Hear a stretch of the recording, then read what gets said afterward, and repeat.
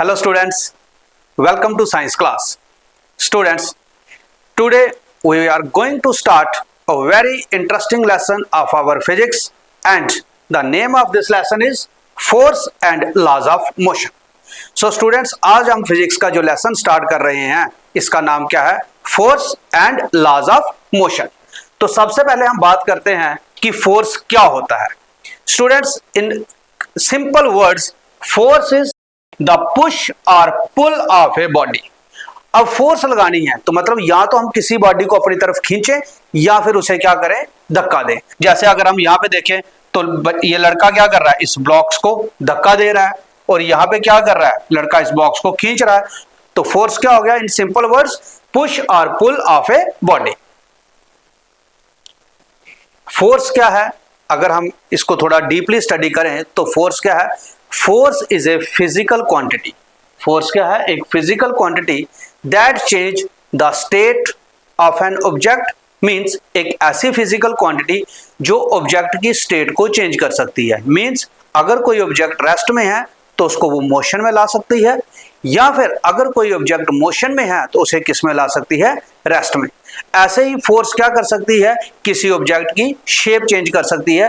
जब हम किसी ऑब्जेक्ट पे फोर्स अप्लाई करें तो it will can change the shape of the object. So force is a physical quantity that changes. What changes? The state of rest और state of motion.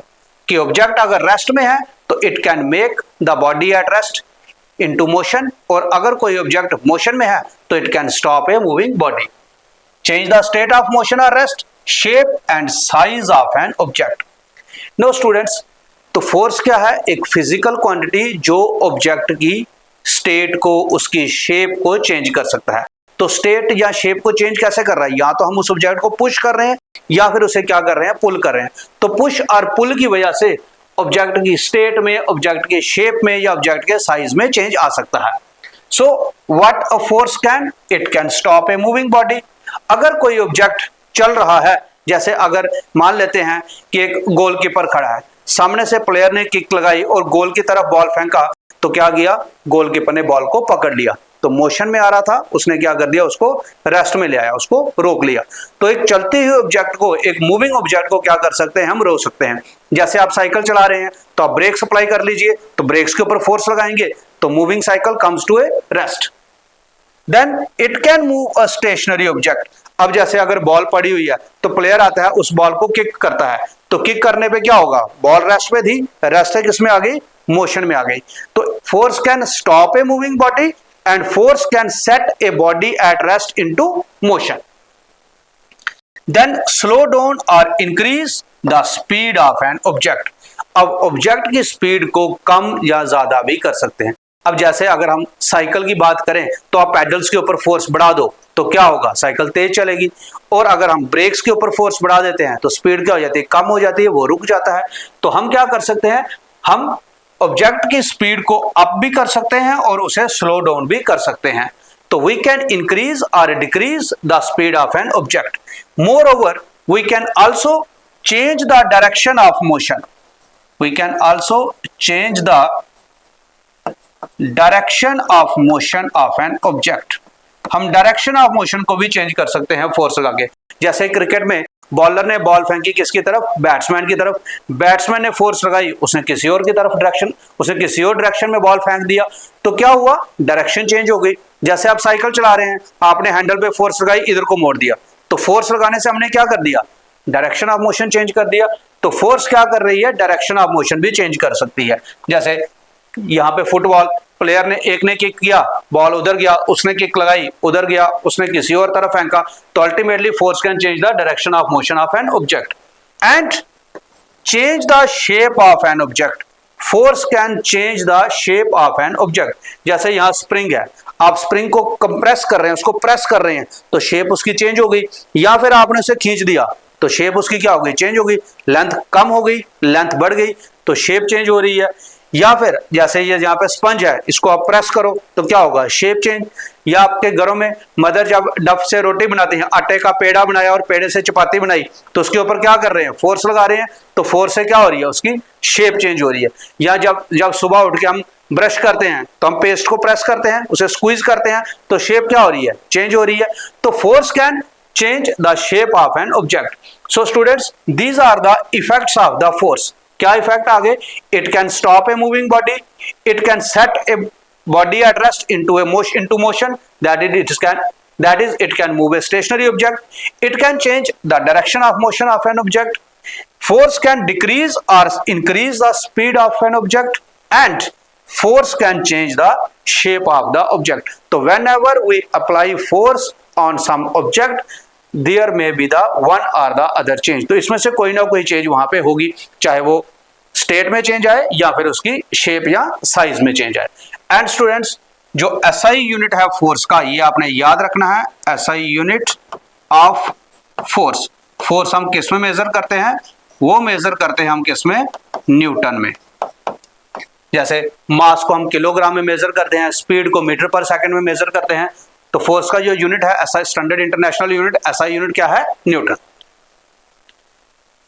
Now students, the next subtopic of our today's class is net force or resultant force. अब net force या resultant force क्या होती है?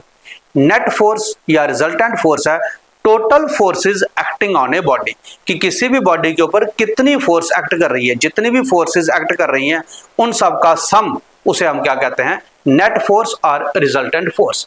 जैसे for example, अगर हम एक बॉडी लें और इसके ऊपर एक फोर्स हम मान लेते हैं 5 न्यूटन, एक और मान लेते हैं 10 न्यूटन, तो इसके ऊपर टोटल फोर्स जो एक्ट कर रही है, रिजल्टेंट फोर्स कितना हो गया?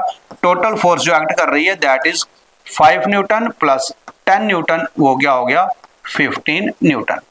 तो net force is defined as the sum of all the forces acting an object. तो जितनी भी फोर्सेस एक्ट कर रही हैं उन सब का सम। अब अगर फोर्सेस एक ही डायरेक्शन में एक्ट कर रही हैं तो हमने क्या किया? उनको ऐड कर दिया, that is 5 newton plus 10 Newton कितना हो गया? 15 न्यूटन। लेकिन स्टूडेंट्स, अगर फोर्सेस अपोजिट डायरेक्शन में एक्ट कर रही हो, जैसे ये एक ऑब्जेक्ट पड़ा है, एक ब्लॉक है यहाँ पे, इसके ऊपर जो इस तरफ से फोर्स लग रही है वो कितनी है हमारी? 7 न्यूटन। हमने इस तरफ से फोर्स लगाई 7 न्यूटन और दूसरी तरफ से जो फोर्स आ रही है that is 3.5 newton. Now forces are acting on the same object but in opposite direction. एक इस तरफ से है, एक इस तरफ से है, तो हम क्या करेंगे? इनको ऐड करेंगे। तो ऐड क्या करेंगे? हमारा हो गया 7 प्लस माइनस 3.5। एक तरफ की फोर्स हम पॉजिटिव लेंगे और दूसरी तरफ की नेगेटिव। चाहे आप इस तरफ वाली नेगेटिव ले लो, इधर वाली पॉजिटिव, या इधर वाली पॉजिटिव, इधर वाली नेगेटिव। तो हमें क्या करना है? क्योंकि अपोजिट साइड से एक्ट कर रही हैं, इसलिए उनके जो मैग्नीट्यूड क्या होंगे? वो तो सेम होंगे, लेकिन उनकी डायरेक्शन क्या होगी? अपोजिट होगी। तो इसलिए एक पॉजिटिव और एक नेगेटिव। 7 प्लस माइनस 3.5, तो वो कितना आ गया हमारा? 7 माइनस 3.5 मीन 3.5 न्यूटन। इन 3.5 न्यूटन। तो जो फोर्स अगर तो एक ही डायरेक्शन में एक्ट कर रही हैं तब तो हम उन दोनों को ऐड करेंगे, लेकिन अपोजिट डायरेक्शन में एक्ट कर रही होंगी तब भी उन्हें ऐड करना है, but their direction will be opposite. तो यहां पे क्या हो रहा है? ये सब्ट्रैक्ट हो रहा है। ऐसे ही अगर मान लें कि इस तरफ से जो फोर्स एक्ट कर रही है वो भी कितनी है हमारी? 7 न्यूटन, और इधर से भी जो फोर्स आ रही है वो भी कितना है? 7 न्यूटन। तो टोटल सम कितना हो गया? टोटल जो रिजल्टेंट फोर्स है इसके ऊपर एक्ट कर रही है वो कितना हो जाएगा? 7 minus 7 is equal to 0 newton. Means कि टोटल सम जो है वो क्या हो गया? 0। तो इसका मतलब कि इस ऑब्जेक्ट में कोई भी चेंज नहीं आएगी, ना इसकी स्टेट में ना इसकी शेप में, क्योंकि सारी की सारी फोर्सेस, जितनी भी फोर्सेस एक्ट कर रही हैं उनका टोटल सम क्या आ रहा है? 0। तो शेप में, साइज में, स्टेट में तभी फर्क आएगा जब क्या होंगी? फोर्सेस का सम 0 ना हो। So if n is the number of forces acting on a body, अगर किसी भी ऑब्जेक्ट के ऊपर जो फोर्सेस एक्ट कर रही हैं, मान लेते हैं n नंबर है, तो टोटल फोर्स जो होगी वो क्या होगी? That is net force F net is equal to F1 plus F2 plus F3 so on up to Fn। Mean the resultant sum और the resultant force is equal to the sum of all the forces acting on the body, whether they are acting in the same direction or in the opposite direction. No students, resultant forces जो है ये हमारे पास दो type की आ गई, एक आ गई balanced forces और एक आ गई अनबैलेंस्ड। बैलेंस का मतलब बराबर। अब बैलेंस्ड फोर्सेस कब होगी? बैलेंस्ड फोर्सेस क्या होती हैं? When resultant sum of all the forces acting on a body is zero. जितनी भी फोर्सेस बॉडी के ऊपर एक्ट कर रही हैं, जब उन सबको अब हम टोटल करें, उन सबको ऐड करें, तो रिजल्टेंट सम कितना आएगा? जीरो। अब जैसे एग्जांपल के तौर पे आपने देखा होगा कई बार टग ऑफ वार गेम आपने स्कूल्स में भी खेली होगी। क्या होता है? दो टीम्स रस्सी को अलग अलग डायरेक्शन में खींचती हैं। अगर दोनों तरफ से सेम फोर्स अप्लाई हो रही हो, जैसे अगर हम यहाँ पे देखें तो इस तरफ से भी जो फोर्स लग रही है दैट इज 300 न्यूटन और इस साइड से भी जो फोर्स लग रही है दैट इज 300 न्यूटन। तो जो ये रस्सी है ये किस तरफ जाएगी? ये किसी भी तरफ नहीं जाएगी, क्योंकि टोटल फोर्स जो इस पे एक्ट कर रही है दैट इज 300 प्लस माइनस 300, तो 300 कितना हो गया? 300 minus 300 that is zero. Total forces acting on a body is zero. तो जब सारी फोर्सेस का सम जीरो हो जाएगा तो हम कहेंगे वो फोर्सेस क्या है? बैलेंस्ड। तो बैलेंस्ड फोर्सेस जब किसी बॉडी पे एक्ट करती हैं तो उसकी स्टेट में कुछ भी चेंज नहीं आता है। And when net force is not zero, when sum of all the forces acting on a body is not zero, then they are called as the unbalanced। जैसे अगर इस तरफ 300 न्यूटन है और इस तरफ 100 न्यूटन है तो क्या होगा? जिस तरफ 300 न्यूटन होगा रस्सी जो है वो उस तरफ आ जाएगी टग ऑफ वार में, तो ये फोर्स क्या हो गया? अनबैलेंस्ड। जैसे अगर इस तरफ 300 है और प्लस क्या कर रहे हैं, ये उस तरफ कितना लग रहा है? 100 न्यूटन, तो कितना हो गया हमारा? 300 minus 100 is equal to 200 newton. तो रिजल्टेंट सम कितना आ गया यहाँ पे? 200। और यहाँ पे जब बराबर फोर्स थी तब क्या था रिजल्टेंट सम? जीरो। तो जब अगर रिजल्टेंट सम जीरो नहीं है it means the force acting on a body are unbalanced. तो अनबैलेंस्ड होंगी तो जिस तरफ कंपोनेंट बड़ा होगा इफेक्ट जो है वो उसी का होगा। So the forces are equal in magnitude. तो जो बैलेंस फोर्सेस हैं मतलब उनका मैग्नीट्यूड क्या है? सेम। जैसे 300 और 300, डायरेक्शंस की बात नहीं हम कर रहे, मैग्नीट्यूड क्या होगा? सेम होगा। तो forces are equal in magnitude and the forces are unequal in magnitude. जो अनबैलेंस्ड फोर्सेस हैं यहाँ पे मैग्नीट्यूड क्या है? अनइक्वल। और जो बैलेंस्ड है वहां पे क्या है? फोर्सेस का मैग्नीट्यूड क्या है? इक्वल। जो बैलेंस्ड फोर्सेस हैं does not cause any change in the state और the motion of the object. जैसे मैंने आपको बताया कि अगर फोर्सेस बैलेंस्ड एक्ट कर रही हैं तो ऑब्जेक्ट की स्टेट में कोई भी चेंज नहीं आएगी।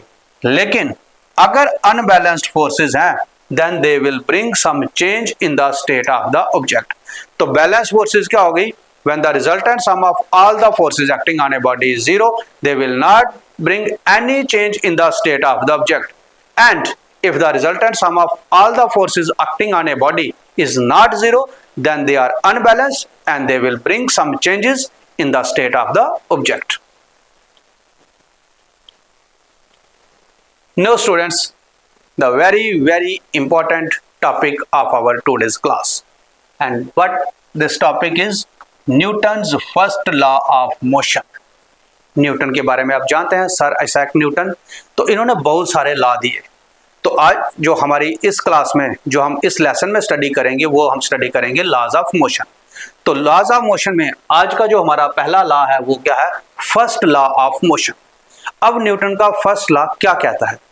न्यूटन का फर्स्ट लॉ कहता है कि ऑब्जेक्ट जो है, कोई भी ऑब्जेक्ट अपनी स्टेट को मेंटेन करके रखता है। मींस अगर ऑब्जेक्ट रेस्ट में है तो वो रेस्ट में ही रहेगा, और ऑब्जेक्ट अगर कोई मोशन में है तो वो यूनिफॉर्म मोशन में ही रहेगा। मीन्स ऑब्जेक्ट जो है वो ऑन इट्स ओन अपनी स्टेट चेंज नहीं करता जब तक कि उसके ऊपर कोई एक्सटर्नल फोर्स नहीं लगा रहे हम to change the state of the object. जैसे फॉर एग्जांपल अगर हमने किसी टेबल पे बुक्स रखी हुई हैं तो वो फॉर एवर के लिए वही रहेंगी जब तक कि कोई उसे पुश ना करे, कोई उसे पुल ना करे, चाहे कोई नेचुरल फोर्स हो या अननेचुरल फोर्स हो। तो जब तक कि कोई उसे उस जगह से डिस्प्लेस नहीं कर रहा है, नहीं हटा रहा है, नहीं हिला रहा है, या कोई उस किताब को नहीं उठा रहा है, तब तक जो है वो अपनी पोजीशन चेंज नहीं करेंगे। Mean they will maintain the state of rest. ऐसे ही अगर कोई ऑब्जेक्ट मोशन में है तो it will move in a straight line. वो कभी भी नहीं रुकेगा until and unless some external force is applied on it to change its state of uniform motion. So students, ये लॉ क्या कहता है? A body remains in the state of rest or uniform motion in a straight line unless and until an external force acts on it. तो जब तक कि कोई force उसके ऊपर अप्लाई नहीं होती उसकी स्टेट को चेंज करने के लिए। जैसे मैंने आपसे बात की कि अगर हमारे टेबल के ऊपर कोई किताब पड़ी हुई है, कोई किताब पड़ी है, तो it will remain there until someone pushes it या पुल्स इट या because of some natural phenomenon it falls away, तो तब तक जो है ये अपनी पोजीशन चेंज नहीं करेगी। जैसे अगर हम फुटबॉल खेल रहे हैं तो हमने बॉल को किक किया तो बॉल जो है वो स्ट्रेट लाइन पे चलता जाएगा और कभी भी नहीं रुकेगा because of the Newton's law of motion. लेकिन हम देखते हैं कि रुक जाता है, थोड़ी दूर चलने के बाद वो रुक जाएगा। तो वो ऐसा क्यों हुआ? हमने कहा कि ऑब्जेक्ट जो है वो स्ट्रेट लाइन में मूव करेगा जब तक उसके ऊपर कोई फोर्स नहीं लग रही है। अब अगर फुटबॉल अगर स्ट्रेट लाइन में जा रहा है तो कुछ देर के बाद जाके ये आगे जाके रुक जाएगा। अब ऐसा क्यों?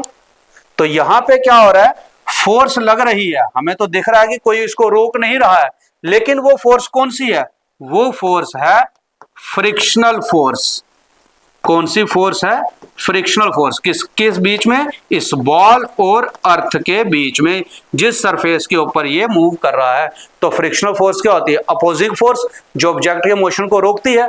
तो इसका मतलब अगर यहाँ पे अगर हम फ्रिक्शनल फोर्स हटा दें, यहाँ पे कोई भी फोर्स इसके ऊपर फ्रिक्शनल फोर्स, ग्रेविटेशनल फोर्स कोई भी एक्ट नहीं करेगी तो ये सीधा चलता रहेगा। लेकिन कुछ देर के बाद ये रुक जाता है because of the friction between this ball and the ground. तो इस ग्राउंड और बॉल के बीच में फ्रिक्शन की वजह से क्या हो रहा है? ये रुक रहा है। Otherwise it will keep moving in a straight line. अगर हम कहें कि ये इधर को हो गया या लेफ्ट या राइट को मूव कर गया तो इट मींस कि इसके रास्ते में कोई कंकर आ गया होगा, कोई ऑब्जेक्ट आ गया होगा जिसकी वजह से इसकी डायरेक्शन चेंज हुई। तो that object is again external force. तो जब तक कोई एक्सटर्नल फोर्स नहीं लगेगी तो ऑब्जेक्ट जो है वो स्ट्रेट लाइन मोशन में ही रहेगा, यूनिफॉर्म मोशन में ही रहेगा। मींस ऑब्जेक्ट अपनी स्टेट चेंज नहीं करेगा। A body will not start moving until and unless an external force acts on it. तो जैसे ये बुक है तो ये रेस्ट में है, तो on its own it will not change its state जब तक कि कोई external force नहीं लगेगी। And once an object is set in motion, it will not stop or change its velocity until and unless some force acts on it once more. एक तो object के ऊपर हमने पहले फोर्स लगाई जिसकी वजह से ऑब्जेक्ट क्या हो गया? मोशन में आया। अब वो स्ट्रेट लाइन में यूनिफॉर्म मोशन में रहेगा जब तक कि कोई एक्सटर्नल फोर्स उसके ऊपर एक बार और नहीं लगती उसकी वेलोसिटी को इंक्रीज या डिक्रीज करने के लिए या फिर उसको रेस्ट में लाने के लिए। मींस अगर वो जिस वेलोसिटी से मूव हुआ it will keep on moving with the same velocity. कोई वेलोसिटी उसके ऊपर कोई फोर्स लगेगी जो उसकी वेलोसिटी कम करेगी, ज्यादा करेगी या उसके ऊपर उसको रोकेगी। So students, Newton's first law of motion क्या है कि an object maintain its state of rest और uniform motion in a straight line until and unless some external force is applied on it. Now students, Newton's first law is also known as the law of inertia. अब ये inertia word क्या है? अब हमने कहा कि अगर कोई ऑब्जेक्ट रेस्ट में है तो वो रेस्ट में ही रहेगा, अगर कोई ऑब्जेक्ट मोशन में है तो वो मोशन में ही रहेगा।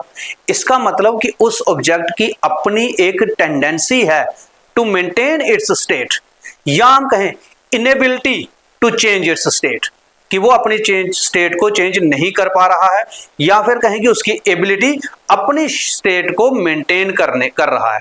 तो उसकी एबिलिटी अपनी स्टेट को मेंटेन करने की उसे क्या कहते हैं हम? Inertia. So inertia is the fundamental property of a matter that causes an object to resist any change in its state of rest और ऑफ यूनिफॉर्म मोशन। कि एक ऐसी प्रॉपर्टी, फंडामेंटल प्रॉपर्टी किसी भी ऑब्जेक्ट की जिसकी वजह से वो अपनी स्टेट में चेंज नहीं आने देता है, चेंज को क्या करता है? रेजिस्ट करता है, या हम कहें कि वो अपनी स्टेट को मेंटेन करके रखता है, उस फंडामेंटल प्रॉपर्टी को हम क्या कहते हैं? इनर्शिया। नो स्टूडेंट्स, इनर्शिया जो है वो डिपेंड करता है मास के ऊपर। जैसे अगर एक साइकिल है और ये एक बस है, दोनों रुके हुए हैं। अब साइकिल को हम थोड़ा सा धक्का देंगे तो ये चल पड़ेगी या आगे को डिस्प्लेस हो जाएगी, लेकिन बस को धक्का देंगे अगर हम तो क्या ये आसानी से मूव करेगी? ये मूव नहीं करेगी। अब इसने ये भी एक मैटर है, ये भी मैटर है, दोनों ऑब्जेक्ट हैं, दोनों ने अपनी स्टेट को मेंटेन करके रखा है, लेकिन इसका मास कम था इसलिए थोड़ी फोर्स लगाने पे साइकिल चल पड़ा, इसका मास ज्यादा था, हमने फोर्स लगाई तो ये बस मूव नहीं कर रही।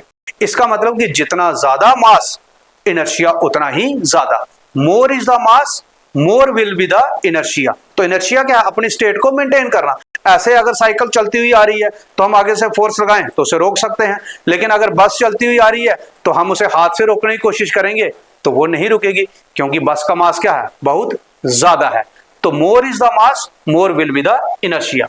सो mass is the exact measure of the inertia. An object with a large mass has greater inertia, making it much harder to start moving or stop than a lighter object.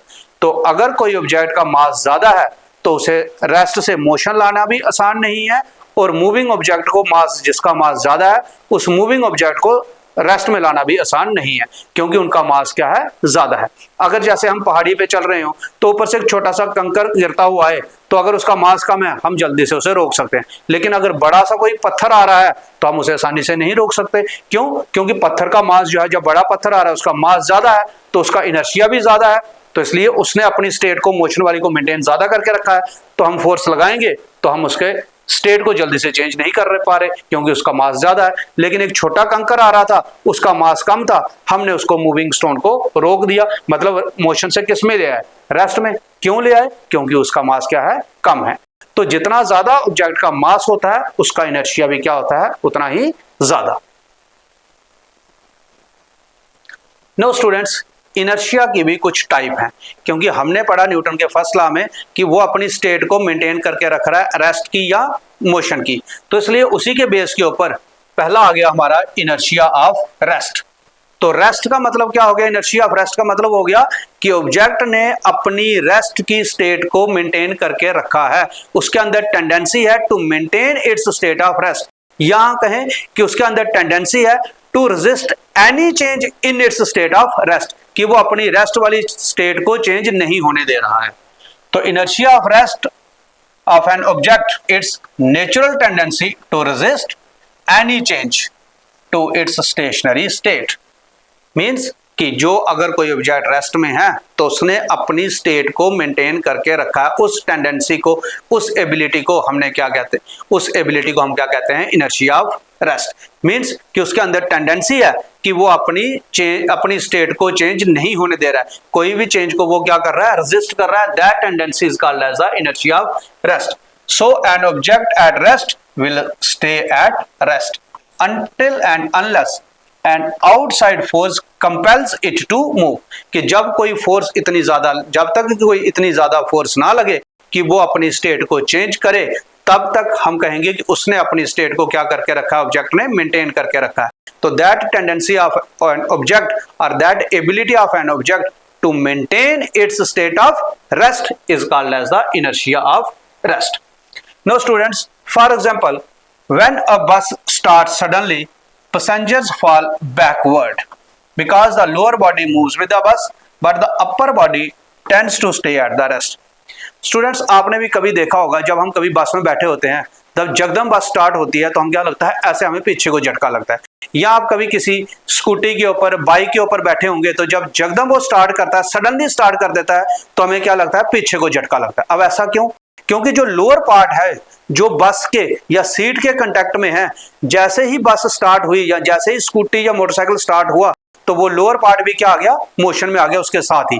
लेकिन upper part जो है, it still maintain its state of rest, तो इसलिए हमें क्या लगता है? Backward jerk. Basically क्या है कि लोअर पोर्शन जो है वो आगे चला जाता है, अपर पोर्शन वहीं पे है, तो हमें लगता है कि ये पार्ट, अपर पार्ट जो है वो पीछे गया। बेसिकली अपर पार्ट ने अपनी रेस्ट को मेंटेन करके रखा, लोअर पार्ट जो है वो थोड़ा सा आगे जाता है, तो बॉडी जुड़ी हुई है तो फिर वो भी साथ में ही आगे को आ जाती है।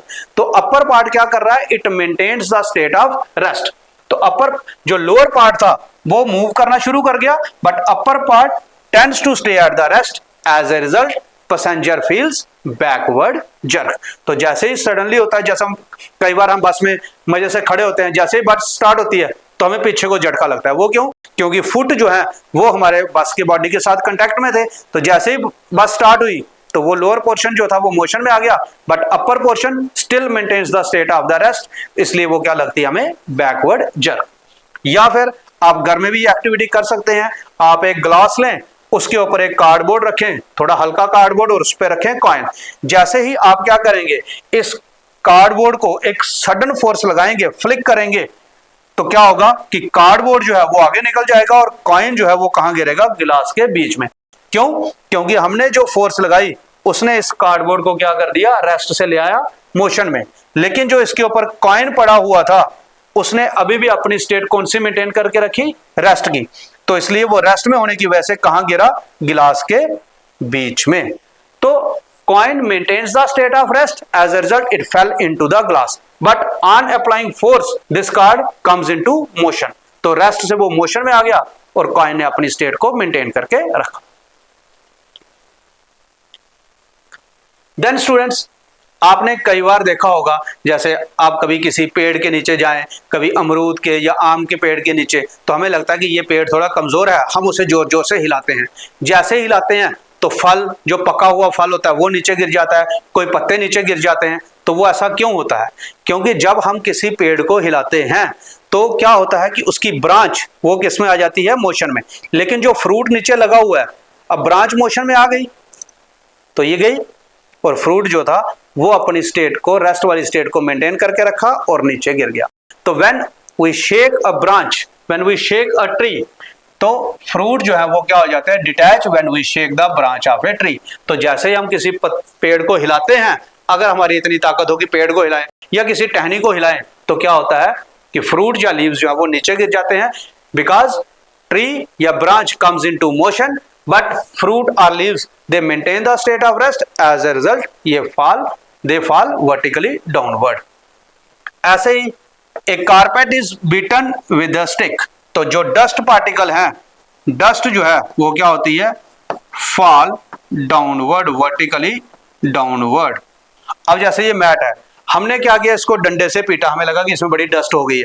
जैसे हम पीटते हैं तो मैट के ऊपर हमने डंडा लगाया, मारा, इसके ऊपर जोर से स्टिक किया, तो ये क्या हो गया? ये इस तरह से थोड़ा सा इसके अंदर ऑब्जेक्ट, इसकी स्टेट चेंज हो गई, ये रेस्ट से किसमें आ गया? मोशन में। तो डस्ट जो थी वो वहीं पे थी, उसने अपनी स्टेट को मेंटेन करके रखा, तो as a result it fall downward. तो आप देखते हैं जब हम किसी मैट को डस्टिंग करते हैं बड़ी जोर से स्टिक के साथ, तो मैक्सिमम धूल जो है वो कहां गिरती है? बिल्कुल बॉटम पे, बिल्कुल उसके वर्टिकली डाउनवर्ड। क्योंकि जो मैट था वो तो थोड़ा मोशन में आ गया, लेकिन डस्ट पार्टिकल ने अपनी स्टेट को मेंटेन करके रखा, तो सारे के सारे डस्ट पार्टिकल जो हैं वो क्या होता है? नीचे गिरते हैं। So when you beat the mat, dust particle comes out because they maintain their state of rest. So students, these are the some of the examples of the inertia of rest. I hope कि आपको अच्छे से समझ में आ गया होगा कि inertia of rest क्या होता है। तो क्या होता है? It is the tendency or the ability of an object to maintain its state of rest. Next type of the inertia is inertia of motion. Rest की हमने बात की, तो maintain the state of rest. अब motion की अगर हम बात कर रहे हैं तो it is the ability of an object to maintain its state of uniform motion, या हम कहें it is the tendency of an object to resist any change in its state of uniform motion. So inertia of motion is the physical property by which a moving object resists any change to its state of uniform motion, कि uniform motion की state को maintain करके रखना है, अपनी state को change नहीं होने देना है. That ability is called as inertia of motion. So an object moving with a constant velocity will continue to travel at the exact same speed and in the same direction. उसी जिस speed से वो चल रहा है, जिस velocity से चल रहा है, उसी में चलता रहेगा, उसी डायरेक्शन में चलता रहेगा. कब तक? जब तक कि कोई एक्सटर्नल फोर्स हम नहीं लगा देते उसकी स्पीड को कम ज्यादा करने के लिए या उसकी डायरेक्शन को चेंज करने के लिए. Unless acted upon by an unbalanced external force to change its speed or to change its direction. अब हम बस की ही एग्जांपल ले लेते हैं। जैसे हमने इनर्शिया ऑफ रेस्ट की बात की कि जब बस सडनली स्टार्ट होती है तो हमें बैकवर्ड जर्क लगता है। अब यहाँ पे जब बस कोई सडनली रुक जाती है तो क्या होता है, पैसेंजर्स फेल फॉरवर्ड। जैसे आप स्कूटी पे या बाइक पे किसी के साथ बैठे हुए हैं तो जैसे ही वो कोई जगदम ब्रेक लगाता है तो हमारा सर उसकी पीठ के साथ या उसके सर के साथ टकराता है। या फिर अगर हम सीट पे बैठे होते हैं बस में, जगदम ब्रेक लगती है तो पैसेंजर्स अक्सर जो है वो सामने सीट के साथ टकराते हैं। अब ऐसा क्यों? क्योंकि लोअर पोर्शन जो है, जैसे ही गाड़ी ने ब्रेक लगाई तो लोअर पोर्शन जो है वो उसके साथ ही रुक गया, but upper portion is still maintaining it's state of motion. lower portion comes into rest but upper portion is still maintaining the state of uniform motion। तो वो आगे जा रहा था, उसी स्टेट को उसने मेंटेन करके रखा, तो as a result feels forward jerk। and then is the inertia of direction। now students, inertia of direction क्या है? inertia का मतलब ही क्या है? to maintain its state, कि अपनी स्टेट को मेंटेन करके रखना। अगर रेस्ट की बात कर रहे हैं तो रेस्ट की स्टेट को मेंटेन करके रखना, अगर मोशन की बात कर रहे हैं तो यूनिफॉर्म मोशन को मेंटेन करके रखना, और अगर डायरेक्शन की बात कर रहे हैं तो डायरेक्शन को मेंटेन करके रखना। तो अगर हम बात करें, फॉर एग्जांपल हम किसी गाड़ी में बैठे हैं, अब गाड़ी जो है मान लीजिए कि सीधी जा रही है, अब जैसे ही जगदम टर्न आता है, कोई जैसे ही गाड़ी सडनली मुड़ती है तो हमें क्या लगता है, हमने क्योंकि इस डायरेक्शन में जा रहे हैं तो हमने यही डायरेक्शन मेंटेन करके रखी। अब गाड़ी ऐसे टर्न ले गई तो हम पहले ऐसे गिरते हैं, क्योंकि लोअर पोर्शन तो हमारा मुड़ गया लेकिन अपर पोर्शन जो है अभी भी क्या है, उसी डायरेक्शन में। तो जिस डायरेक्शन में गाड़ी टर्न करती है हमें जर्क जो है वो उसके तो अपोजिट साइड पे लगती है। क्यों? क्योंकि लोअर पोर्शन तो मुड़ गया लेकिन अपर पोर्शन ने क्या किया हुआ है, अभी भी यही डायरेक्शन को मेंटेन करके रखा है। फिर उसके बाद क्योंकि बॉडी तो जुड़ी हुई है, वो भी बाद में उधर को गिरेगी, लेकिन पहले क्या होगा कि सडन टर्न पे हमें अपोजिट साइड पे क्या लगता है, जर्क लगती है, because the body is maintaining its direction of motion. So inertia of direction is the natural inability to change its direction of motion on its own। कि inability कि वो अपने आप में वो डायरेक्शन को चेंज नहीं कर पा रहा है, या हम कहें कि उसकी एबिलिटी अपनी डायरेक्शन को मेंटेन करने की। So an object will always continue to move in a straight line until and unless some external force acts upon it to alter its path। कि जब तक कि कोई फोर्स उसके ऊपर एक्ट नहीं करती उसकी डायरेक्शन चेंज करने के लिए, तब तक वो क्या करेगा, सेम ही डायरेक्शन में मूव करता रहेगा। जैसे एग्जांपल लिया अभी हमने बस की, या फिर हम turning in a car, when a car takes a sharp turn passengers tend to slide और lean to the opposite side. Mean जिस तरफ गाड़ी या कार मुड़ती है वो उसके अपोजिट, क्योंकि लोअर पोर्शन तो मुड़ गया साथ में बट अपर पोर्शन अभी भी उसी डायरेक्शन में चल रहा है। This happens, why this happens, because the lower half of your body moves with the car but upper part naturally tries to continue moving straight. कि जिस डायरेक्शन में चल रहा था अपर पार्ट अभी भी उसी डायरेक्शन में था, तो लोअर पार्ट तो मुड़ गया गाड़ी के साथ जो गाड़ी के कांटेक्ट में था, अपर पार्ट ने क्या किया, वो अपनी टेंडेंसी को मेंटेन करके रखा। तो पहले हमें क्या लगेगा कि अपोजिट साइड जर्क और फिर बॉडी साथ में ही मुड़ जाएगी। या फिर दूसरी एग्जांपल अगर हम ले कि अगर हम किसी पत्थर को, किसी ऑब्जेक्ट को धागे से बांधते हैं और उसे घुमाते हैं, और अगर हम उसे छोड़ें तो क्या वो ऐसे ऐसे जाएगा या किसी एक डायरेक्शन में जाएगा, वो सीधा जाएगा। क्योंकि जब कोई ऑब्जेक्ट सर्कुलर पाथ में घूम रहा हो तो उसकी direction at A given point क्या होती है, टेंजेंट। अब जैसे हमने यहां पे इसको हम घुमा रहे हैं इस तरह से, अब जैसे हम इस डायरेक्शन में से घुमा रहे हैं, अब मान लो कि मुझे पत्थर को यहां पे छोड़ना होगा तो ये इसके टेंजेंट यहां पे निकल जाएगा। अगर यहां पे छोड़ूंगा तो ये टेंजेंट, ऐसे अगर मैं यहां पे छोड़ रहा हूं तो ये टेंजेंट। तो सर्कुलर पाथ में अगर कोई ऑब्जेक्ट घूम रहा हो तो उसकी डायरेक्शन क्या होती है, पर्टिकुलर पॉइंट पे जो डायरेक्शन होती है वो क्या होती है, टेंजेंट टू द डायरेक्शन। तो जो भी उसका मोशन है उसके हमेशा टेंजेंट जो है वो डायरेक्शन उसकी मेंटेन करेगा। अब जैसे ही अगर हम पत्थर छोड़ेंगे तो जैसे मान लो कि ऐसे करके मैंने धागा छोड़ दिया तो क्या होगा, अगर इस पॉइंट पे छोड़ रहा हूं, अगर ऑब्जेक्ट ऐसे घूम रहा है तो ये जैसे ही यहाँ पे छूटा ये डायरेक्शन में, अगर इस जगह पे छोड़ा होता तो ये इसमें, अगर इसकी डायरेक्शन को हम रिवर्स कर दें तो यहाँ पे छोड़ता तो ये इस डायरेक्शन में आ जाता, यहाँ पे छोड़ता तो इस डायरेक्शन में। तो सर्कुलर पाथ में क्या कर रहा है, वो अपनी डायरेक्शन को मेंटेन करके रख रहा है। तो जिस जगह पे हम छोड़ेंगे वो उसके टेंजेंटली वहां पे निकल जाएगा, क्योंकि उसके गिवन इंस्टेंट पे गिवन पॉइंट पे जो डायरेक्शन होगी सर्कुलर पाथ में वो क्या होती है, टेंजेंट। तो जो हम टेंजेंट ड्रा करते हैं डायरेक्शन ऑफ मोशन के, वो क्या होती है, उसकी डायरेक्शन।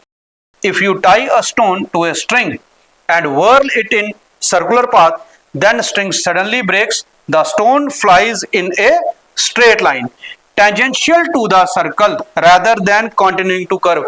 ऐसे ऐसे करके स्टोन नहीं घूमेगा, जब आपके हाथ से छूट गया तो वो ऐसे ऐसे नहीं जाएगा, वो टेंजेंटली जाया जाएगा, क्योंकि जिस पॉइंट पे वो छूटेगा उसके जो टेंजेंटली जो डायरेक्शन होगी वो उसी डायरेक्शन में जाएगा।